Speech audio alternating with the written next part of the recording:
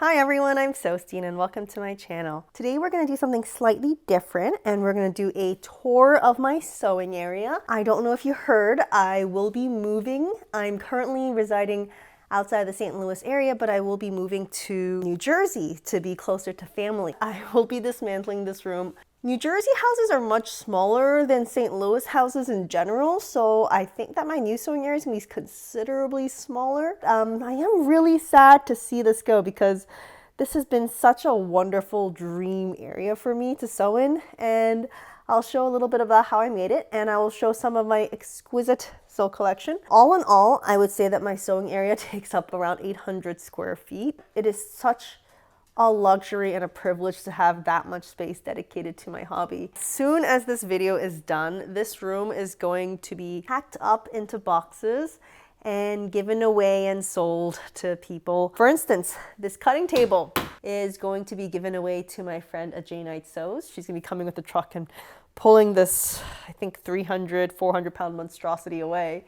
And you may be able to see it on her channel, which is pretty exciting.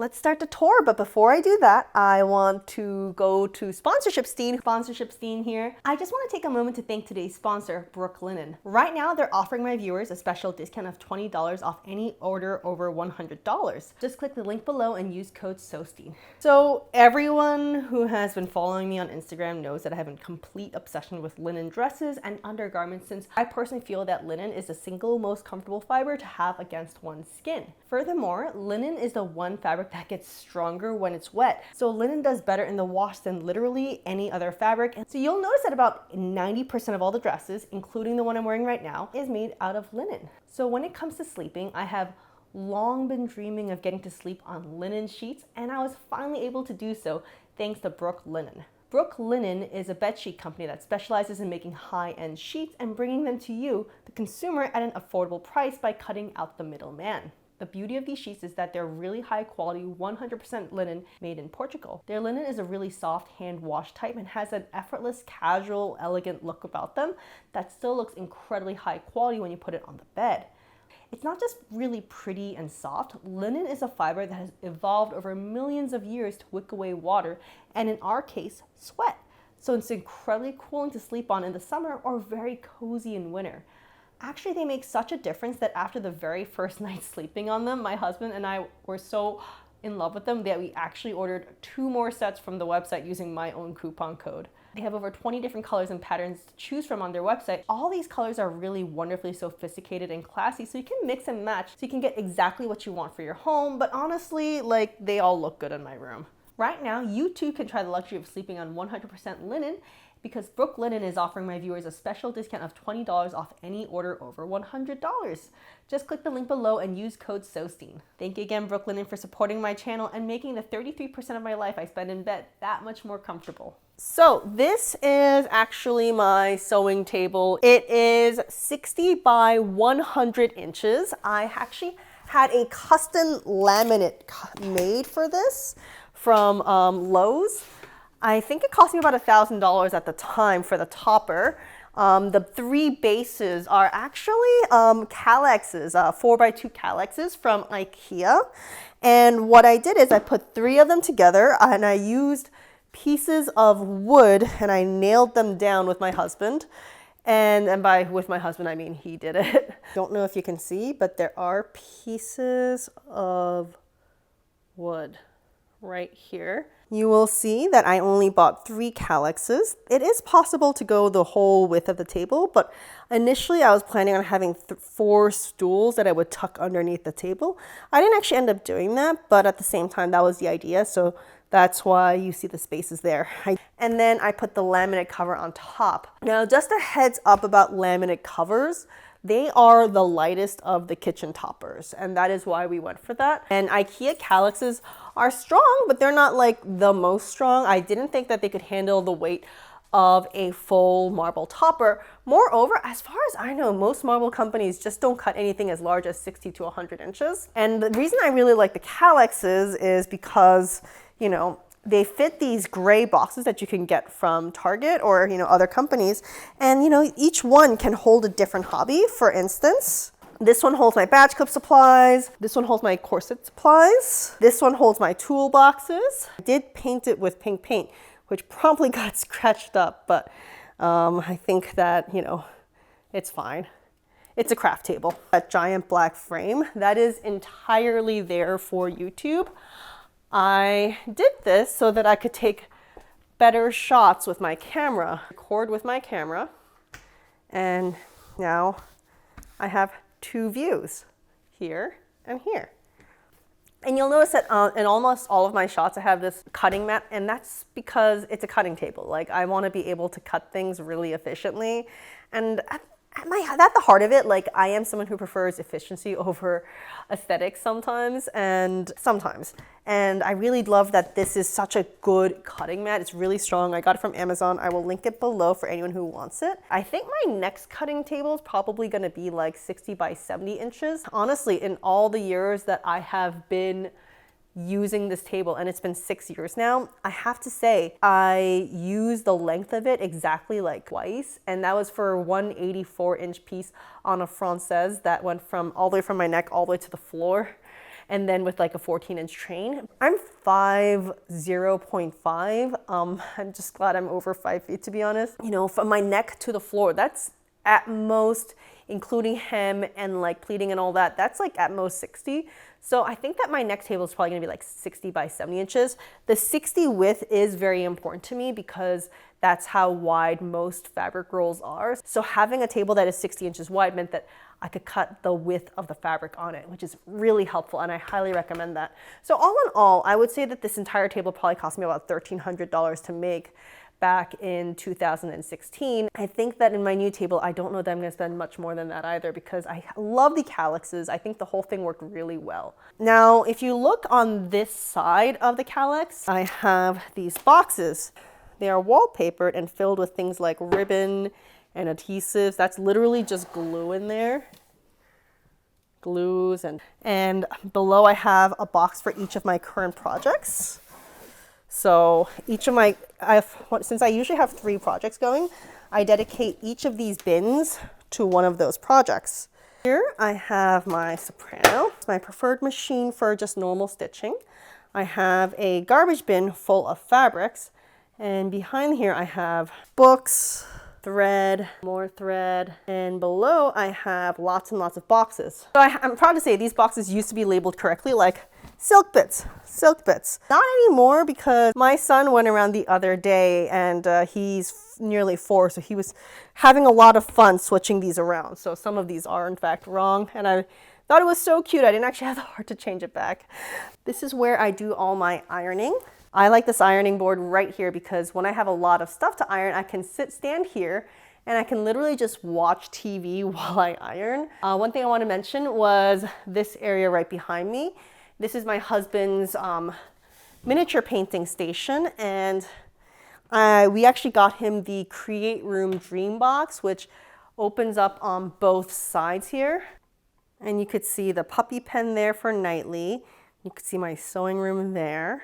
This means that we can kind of be close to each other while we both do our respective crafts. Like, he'll sit here painting his miniatures, and I'll be standing there doing my sewing, and we can still be close to each other. And sewing room table is on one of those old antique treadle tables. I found this on, I want to say, Facebook Market. Someone got an old treadle table, like metal bottom, and put a wood topper on it. I get to feel like this, my modern baby lock soprano is like an old machine, which I love that feeling. So that's what we have there. Now, welcome to my embroidery room. For those of you who are kind of getting lost, there is the ironing board. There's my husband's station. This is our wet bar downstairs. That is the TV area. And this is my embroidery room. I am embroidering a pocket for a friend of mine from our local sewing group. She asked me to make something with Lily of the Valley for her. So that's what I'm currently doing. It's on pause right now because embroidery machines are loud. My embroidery machine is the Baby Lock Venture. I am sure you have seen it in many of my videos if you have been following me at all. It is a 10 needle machine. It is absolutely glorious. I love this thing so much. So I put about 35 million stitches on this machine, which is not surprising considering it's almost going basically any day that I have off. I just want to say this coat is coming together really well, and I'm so happy with how it's coming out. So let me just show kind of how it looks.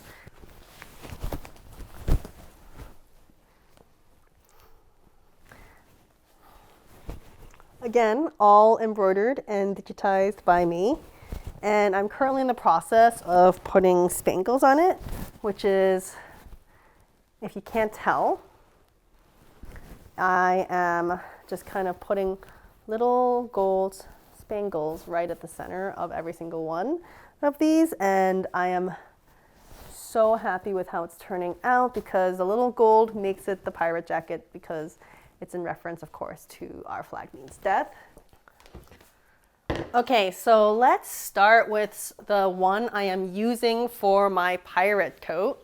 This is, of course, the purple one from Duran Textiles.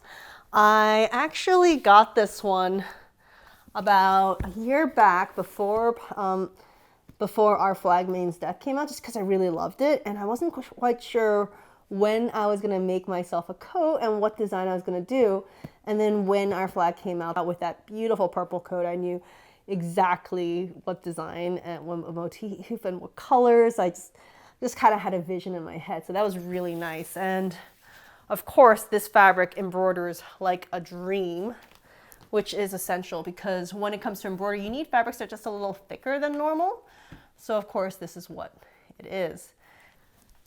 The next fabric I want to show is from Scalamandre. It's called Louis XV. This one is the gold on white, and I actually got 12 yards of this for really a steal. I think I got for about $30 a yard, which sounds like a lot, but considering that the original price was approximately $350 a yard or something, like $280 to $300, something along those lines, I personally think I got it for an absolute steal. It was on sale because they discontinued the entire line, which is absolutely tragic, but I am glad that I got this. I plan on turning this into a robe à la Française, which I plan on styling in like another Madame de Pompadour style-esque dress. 100% silk and just, oh, so absolutely decadent. Next, I want to show something really just kind of fun. This one is a dream project of mine. This one, I got this beautiful blue silk taffeta.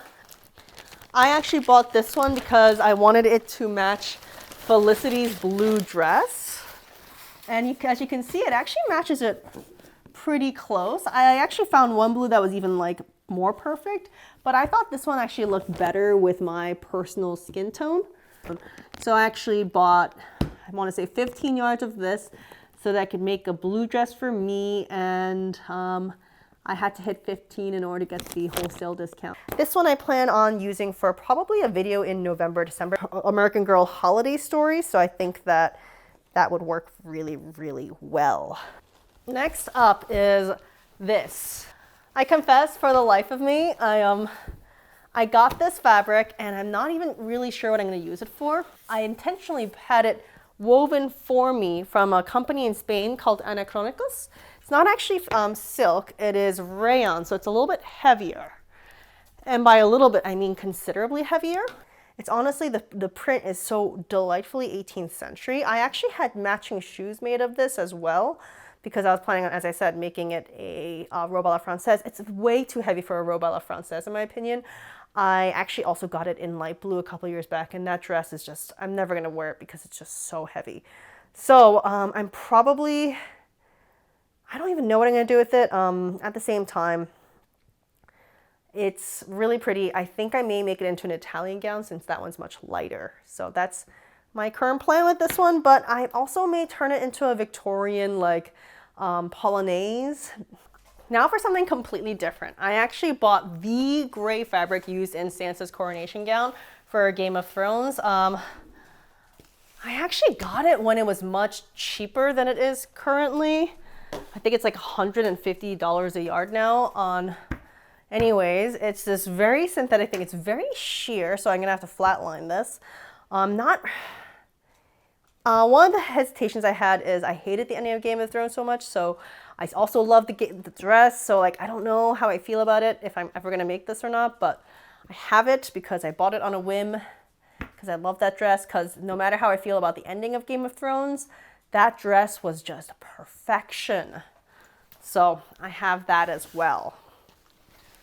This one is just stunning. I got this. This is a cotton blend. It is called moire. It's a way of weaving fabric so that it's got this beautiful watermark on it. It was very popular during the Victorian era and 18th century as well. You'll see a lot of gowns with this. So I feel like this is good for anything. It's good for 18th century. It's good for 19th century. My plan for this one is I plan on actually making the Mina Murray red gown from Bram Stoker's Dracula, because I mean I think that's the next thing on my costuming bucket list. So that's that. I mean, I love the shimmer on this.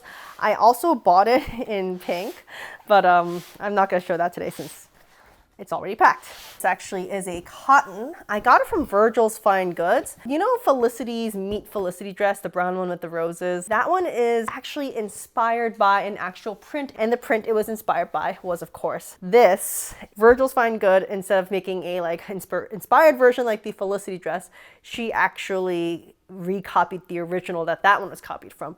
And this is probably originally a block print, and I think it's so beautiful.